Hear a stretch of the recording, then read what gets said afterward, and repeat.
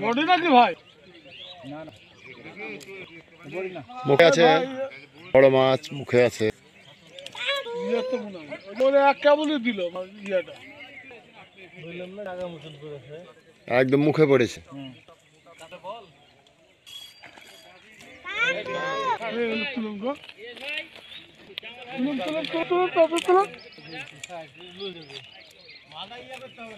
আপনি মা ইয়ে করেন ওদিকে ওদিকে টানাতে ওদিকে নিয়ে যাবেন চলেছেন জামাল ভাই, ওদিকে আপনার দিকে টানার চলেছেন।